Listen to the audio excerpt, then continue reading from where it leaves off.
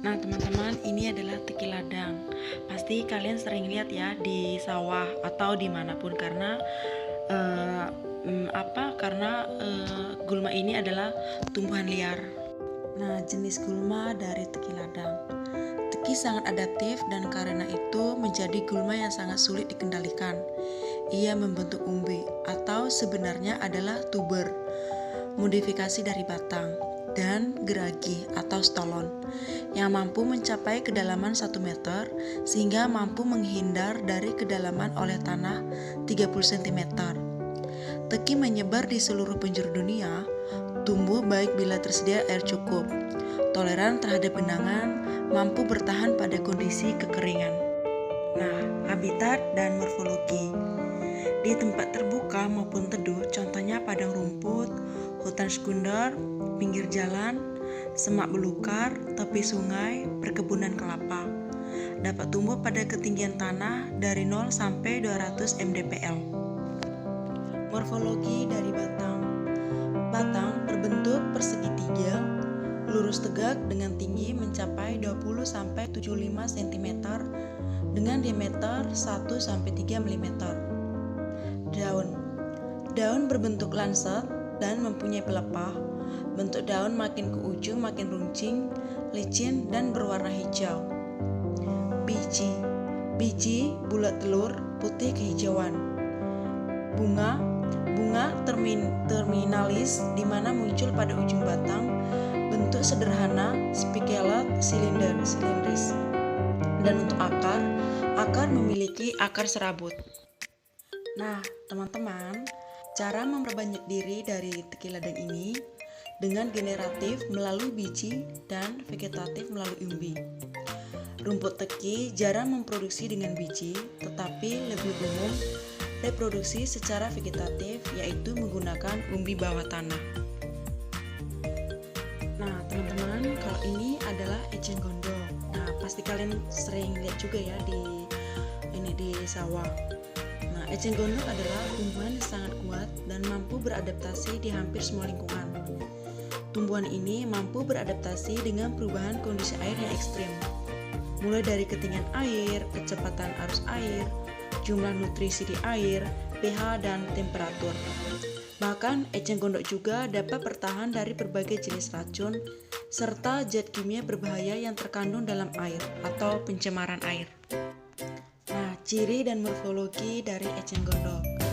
Bentuk eceng gondok cukup mudah sekali dikenal. Selain ciri utamanya yang hidup mengapung di permukaan air, tumbuhan ini juga memiliki akar serabut seperti rambut untuk menyerap nutrisi. Nah, tinggi tanaman mulai 40 hingga 80 cm dan tidak memiliki batang sejati. Bentuk daunnya tunggal, berbentuk oval, permukaannya licin dan berwarna hijau. Pada bagian ujung serta pangkal daun cenderung meruncing dengan pangkal tangkai daun lumayan menggelembung. Jenis bunga eceng gondok termasuk bunga majemuk, berbentuk bulir dan kelopaknya berbentuk tabung. Bijinya berwarna hitam dan berbentuk bulat. Ketika berbuah, buahnya berbentuk kotak, memiliki 3 ruang dan berwarna hijau. Nah, habitat eceng gondok. Eceng gondok biasa tumbuh di kolam dangkal, rawa, lahan basah, aliran air yang lambat, danau, penampungan air, dan sungai yang arus airnya relatif tenang. Tumbuhan air ini dapat berkembang biak dengan sangat cepat, sehingga sering dianggap sebagai gulma yang bisa merusak tatanan lingkungan perairan. Nah, teman-teman, ini adalah layu fusarium, penyebab penyakit patogen. Fusarium Oxyporum fsp cubense adalah cendawan penyebab penyakit layu pada tanaman pisang. Patogen ini menyebabkan penyakit yang lebih dikenal sebagai penyakit layu fusarium. Pada rhizosphere, tanaman pisang yang ditemukan penyakit layu fusarium ditemukan jenis nematoda. Nah, serangan nematoda dapat mempengaruhi proses fotosintesis dan transpirasi serta status hara tanaman. Akibatnya, pertumbuhan tanaman terhambat, warna kuning klorosis, dan akhirnya tanaman akan mati. Selain itu, serangan nematoda dapat menyebabkan tanaman lebih mudah terserang patogen atau OPT lainnya, seperti jamur, bakteri, dan virus. Akibat serangan nematoda dapat menghambat pertumbuhan tanaman, mengurangi produktivitas dan kualitas produksi. Nah, tanaman inang. Tanaman inangnya antara lain ialah buncis, cabai kentang, kacang panjang, labu, mentimun, oyong, paria, seledri, semangka, tomat, dan terung. Bagian tanaman yang diserang. Gejala serangan ditandai tanaman menjadi layu, mulai dari daun bagian bawah. Anak tulang daun menguning. Jaringan batang dan akar berwarna coklat. Nah, deskripsi gejala atau tanda serangan. Gejala awal ditandai dengan tanaman yang layu pada siang hari dan kelihatan segar pada sore dan pagi hari. Pada awal serangan bisa terjadi pada seluruh bagian tanaman atau pada bagian cabang tertentu saja. Namun akhirnya akan menyebar ke seluruh bagian tanaman. Pada gejala selanjutnya, daun tua menguning dan rontok yang akhirnya menyebar ke seluruh bagian tanaman. Nah, teman-teman, daun pisang ini sengaja saya petik karena di dalam daun pisang ini ada ulat busuk yang warna putih ya teman-teman. Kalian bisa lihat sendiri kan. Nah, gejala serangan. Daun yang diserang ulat biasanya digulung sehingga menyerupai tabung, dan apabila dibuka akan ditemukan ulat di dalamnya. Ulat yang masih muda memotong tepi daun secara miring, lalu digulung hingga membentuk tabung kecil. Di dalam gulungan tersebut, ulat akan memakan daun. Apabila daun dalam gulungan tersebut sudah habis, maka ulat akan pindah ke tempat lain dan membuat gulungan yang lebih besar. Apabila terjadi serangan berat, daun bisa habis dan tinggal pelepah daun yang penuh dengan gulungan daun. Morfologi. Kupu-kupu menghisap madu bunga pisang dan melakukan populasi sambil berterbangan pada waktu sore dan pagi hari, serta bertelur pada malam hari. Telur diletakkan berkelompok sebanyak kurang lebih 25 butir pada daun pisang yang masih utuh. Ulat yang masih muda warnanya sedikit kehijauan, tubuhnya tidak dilapisi lilin. Sedangkan ulat yang lebih besar berwarna putih kekuningan dan tubuhnya dilapisi lilin.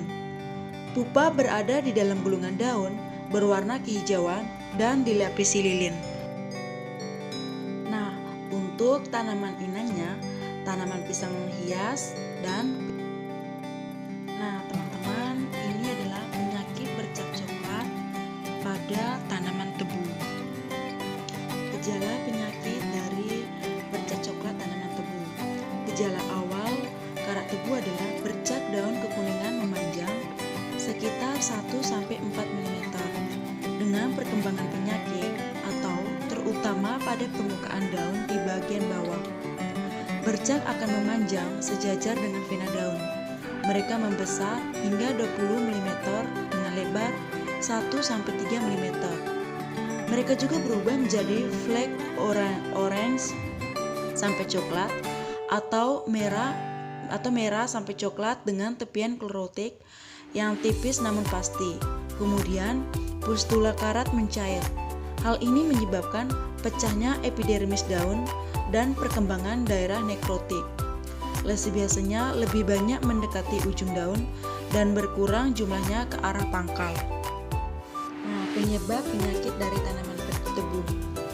Kelembaban relatif 98% dan malam yang dingin diikuti siang yang hangat dengan suhu antara 20 derajat Celcius dan 25 derajat Celcius mendukung karat.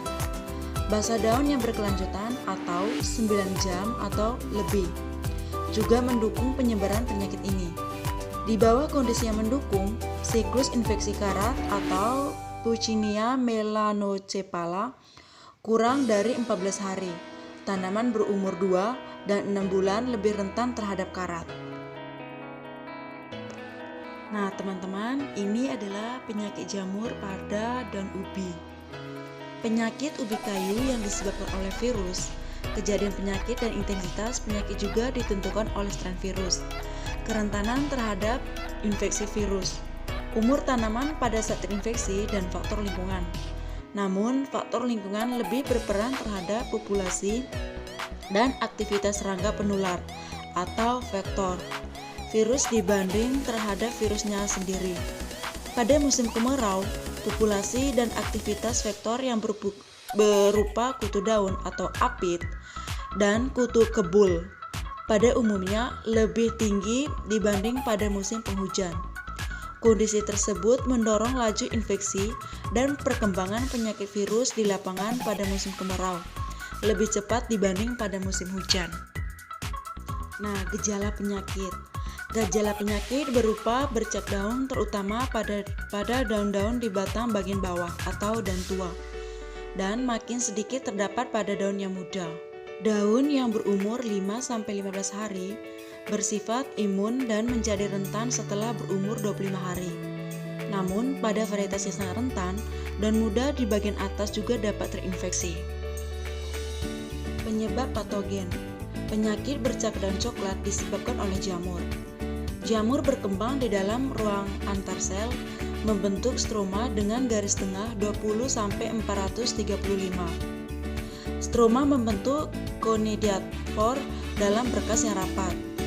Conidiophore yang berwarna coklat hijauan tidak bercabang dengan 0-2 lekukan seperti lutut pada ujung